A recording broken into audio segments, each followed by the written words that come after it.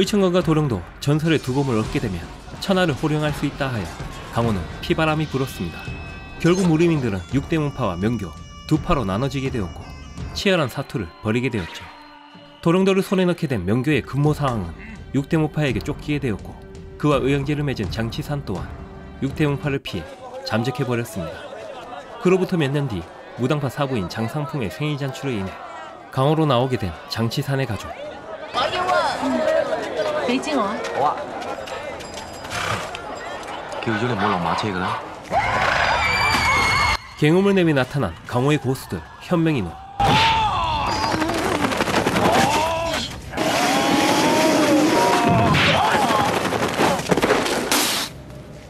이들 또한 도령도를 가진 근무 상황의 행방을 찾고 있었습니다. 張翠生，如果你想攞翻個仔嘅，就要講出金毛獅王謝遜匿埋喺邊度。 때마침 나타난 장치산의 사부 장상풍 금보영. 呢個冚家富貴啊！我諗住今日100歲，大家唔嘈交㗎啦。你試下打我徒孫啦。好，一齊放人。1、2、3。無忌，小心！元冥神掌，帶佢上武當，我追佢兩個仆街攞解藥。 현면 신장을 치료하는 무당파의 사형들. 하지만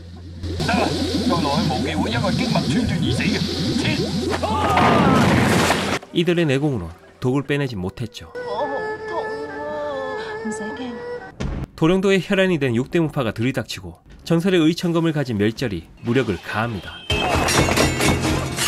張翠山，你再唔出嚟嘅，你5個師兄弟就會冇命。斷絕，你唔好欺人太甚。 咁無師王喺邊？我係唔會講出我二兄嘅下落㗎。等我打死你！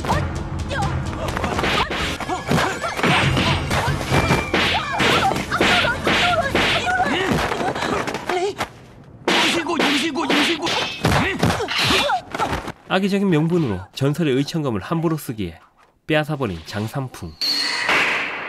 7年之後，揾個似樣啲嘅徒弟上嚟同我攞。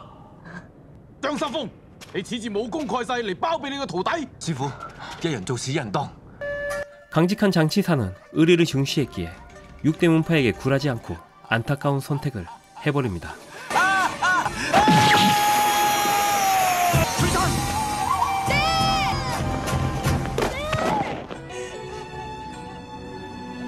你要認住呢班人個樣，佢哋每一個人身上都染滿咗你阿爹嘅血。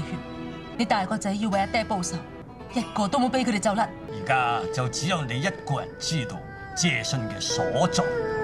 장치산의 아내 또한 그의 뒤를 따르게 되죠.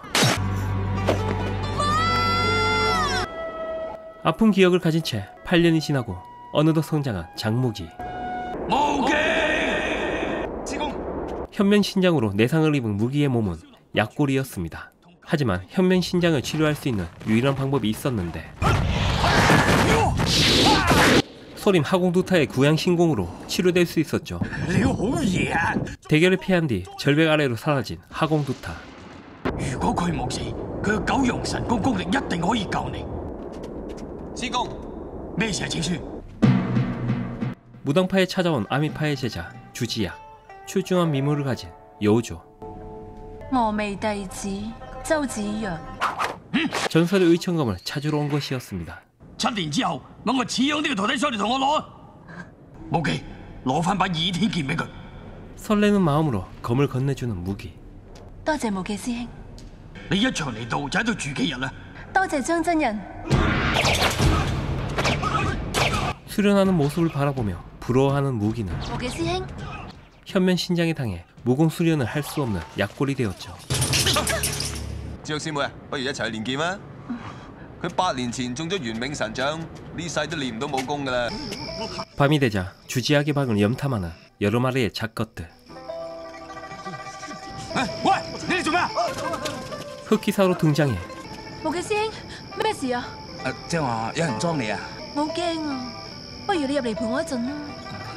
긴장된 모습으로 쭈뼛쭈뼛 들어서는데 做咩啊？你好熱啊？唔係， 流晒汗嘅？ 갑자기 눈을 감더니 키스를 유도합니다. 癩蛤蟆想食天鵝肉。 한순간에 천국과 지옥을 오가는 사양의 장난이었죠. 약골의 무기는 얻어터지기만 할 뿐 사실 현명신장의 독 때문에 사부님이 무기에게 내공을 나눠주어 생명을 연장해 나가고 있었죠. 그것을 탐탁치 않게 여겼던 사양이었습니다. 嗰啲來歷書喺我度啊！我早就係個頂尖嘅高手啊！你個孤兒仔，嚇死老豆老母！你老母正妖女！你可以鬧我，唔可以鬧我娘親！ 싸움은 못해도 깡따구 하나는 끝내줍니다. 신나게 얻어터지고 있는 그때 哦，原來武當派啲黑人多蝦人少嘅，着翻件衫先啦。茅斯頓毒。 여앱이 나타나 작것들을 창교육합니다.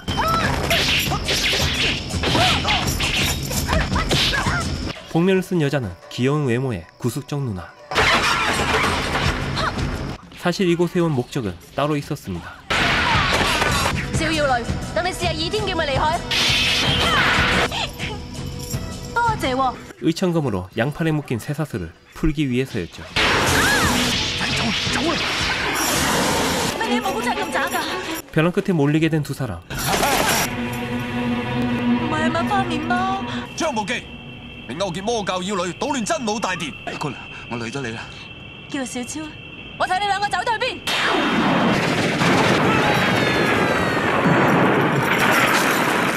咁腍腍嘅。 부러운 연걸이여. 咩無端端放手啊？我掂到你嗰度啊嘛。 곧이어 咩聲啊？唔通有怪獸？ 괴상한 돌이 돌진해옵니다. 돌에 박힌 의문의 남자는 하공두타. 你係武當派弟子係嘛？晚輩張無忌，張三豐累我喺度受苦，唔通你就係嗰個少林寺嘅火攻頭陀？ 현면신장으로 발작하는 무기를 치료할 수 있는 유일한 존재. 喂，你身上受咗啲咩傷啊？中咗元冥神掌。我嘅九陽神功係元冥神掌嘅黑星。 현면신장을 치료할 수 있는 유일한 방법을 말해주는데 要你叫張三豐做卑鄙無恥嘅冚家產，我就教你九陽神功第一式。冇可能！ 자신에게 패배를 안겨줬던 장상풍이기에 그의 제자 장무기에게 구양신공을 전수하려는 하공두타. 九陽所言，丹田之氣運走全身。後頂陽池兵無。 장상풍에 대한 복수는 장무기를 자신의 제자로 만드는 것이었죠. 第九重九陽神功，九陽在天。張無忌，九陽神功第九重，你都學晒啦。 그렇게 구양신공을 습득한 장무기는 부모님의 복수를 위해 6대 문파에게 행합니다. 我要你哋血債血償。今次魔教相當之有準備。 한편 도령도를 얻기 위해 명교와 사투를 준비 중인 6대 문파. 장무기의 외할아버지이자 명교의 4대 법왕 백미응왕. 六大門派嘅人到齊光明頂山咗啦嘛？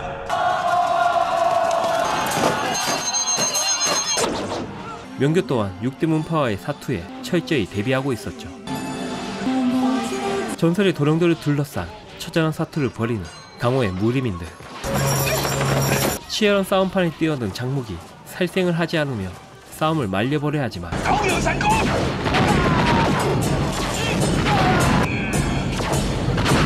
도저히 수적으로 감당 안 되는 6대 문파와 명교인들이었죠. 師傅，佢就係張無忌，佢就係張翠山個仔，武功咁好嘅。 싸움을 피해 들어선 이곳은 명교의 금지구역. 你香港人。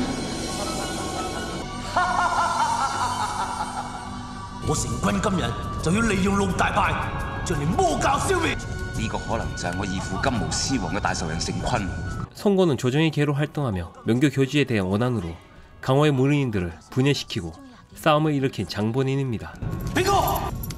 張無忌。 자신의 계획을 알게 된 장무기를 죽이려 하지만 구양신공은 당해내지 못하죠. 你嗰隻咩武功？九陽神功。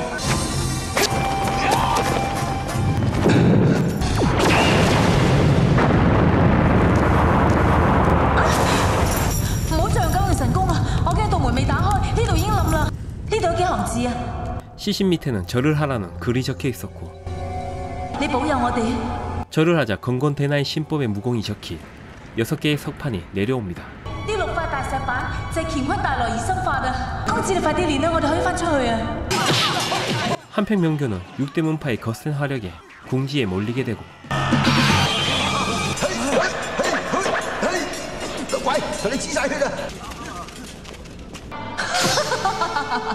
魔教今日一敗塗地，大班師姐搬埋去，將所有魔教嘅人斬草除根，然後就滅埋佢哋，自稱永遠不滅嘅聖火。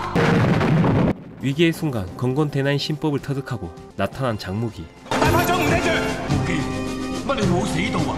咁咪先人哋外孫。成昆投靠朝廷，係想我哋自相殘殺。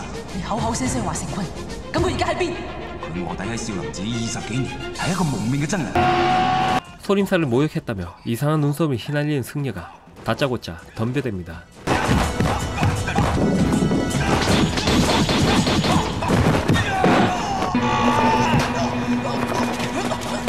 晚輩今日係嚟勸交，並唔係嚟結怨。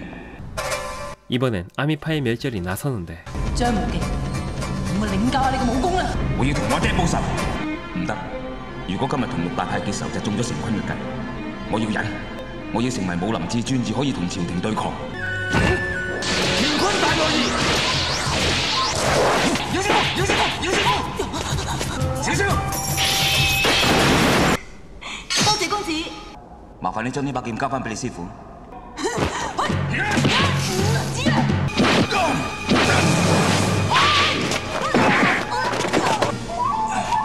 公子，你冇死啊！改將門，而家我哋一擁而上，唔信斬佢唔死。今日邊個夠膽乘人之危，又係同武當派為敵？我哋華山派走啦，走啦！你將倚天劍帶翻武當交俾師公。高下恩清淨，為一笑及物參教主。 건곤 대나인 신법을 터득한 자는 명교의 교주가 되는 것이었습니다. 用好傷之後，再出翻嚟，殺佢落波流水。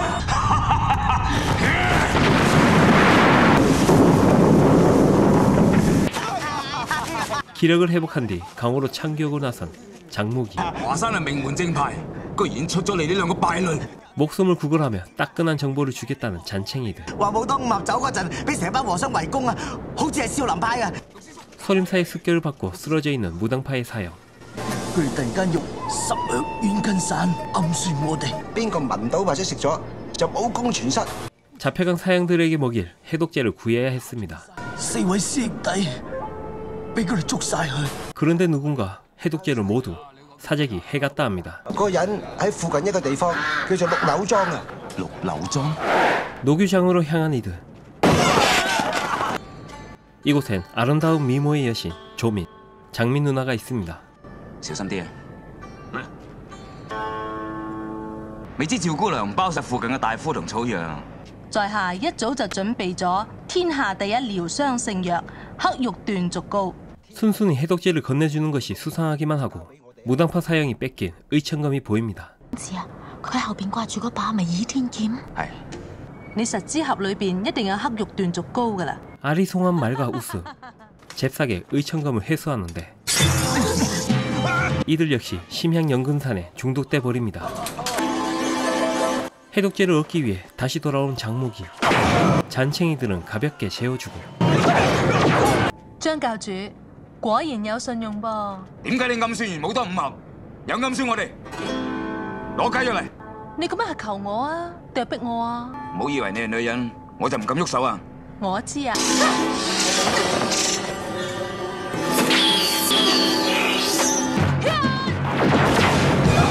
공력의 10%만 쓰고 내상을 입히지 않는 장무기였죠. 睇嚟我都冇得選擇啦。 단단히 마음먹고는 눈을 가린 채 일격을 날리려는 장무기. 你俾唔俾雞肉我？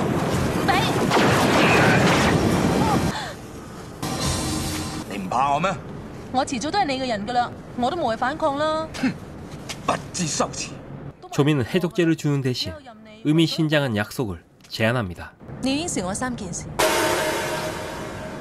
심양연금산에 중독된 이들은 무공이 사라진 상태로 장무기를 기다리고 있었는데 喺光明頂放過你班魔頭。 하필이면 아미파를 만나게 되고 소소는 자신이 3초씩을 견뎌낸다면 이들을 살려줄 것을 제안합니다. 不知死活，接招！小超，小超超，仲有2張。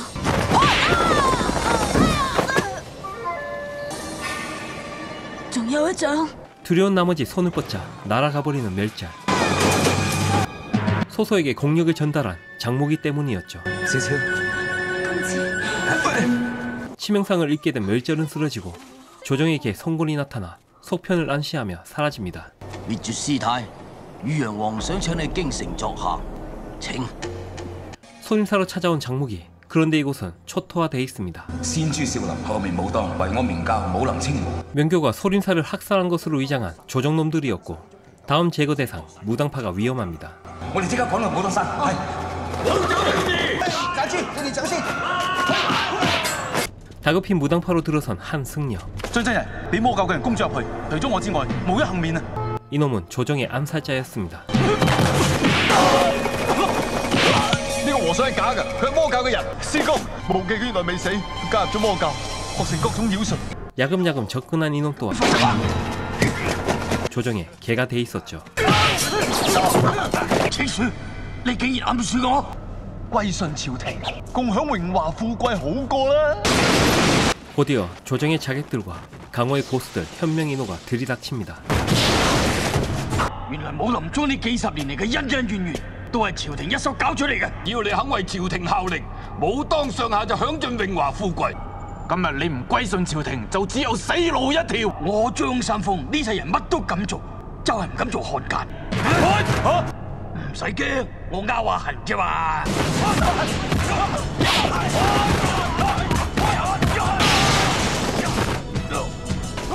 張三豐，你仲有幾多血可以流啊？乾坤大挪移。 때마침 나타난 장무기. 你點啊，師公？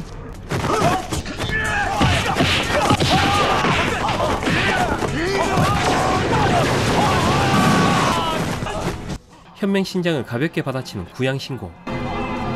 哇，唐雪，乜你啲九陽神功咁犀利嘅？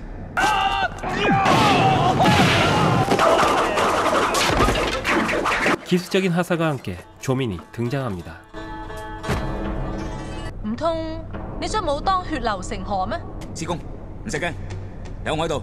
你記唔記得喺綠柳莊你應承同我做3件事，唔知算唔算數呢？如果唔係違背良心同埋江湖道義嘅事，我唔准你用九陽神功。第2件事，我唔准你用乾坤大挪移。好，咁你用咩功夫啊？你教我幾招武當派嘅功夫。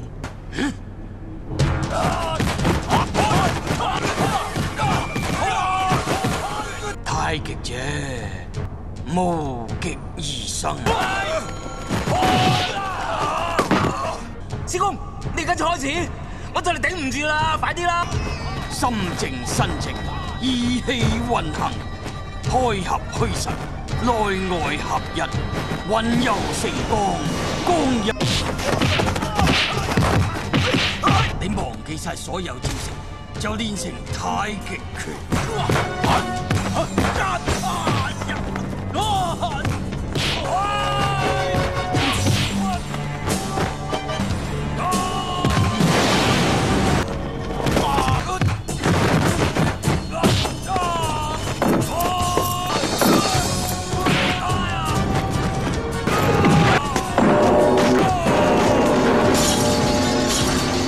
조정의 계략은 수포로 돌아가고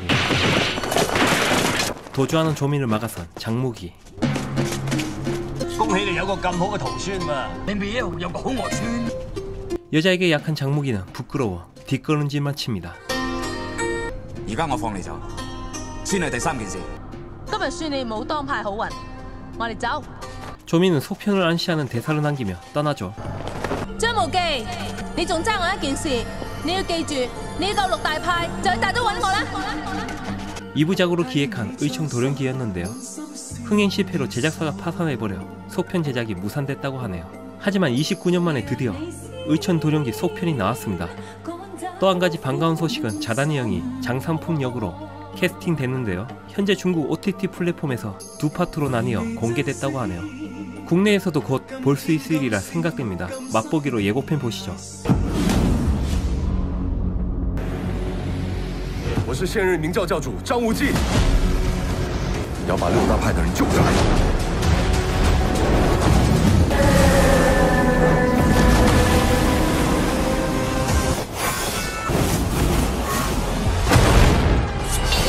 这是什么兵器？竟挡得住倚天剑？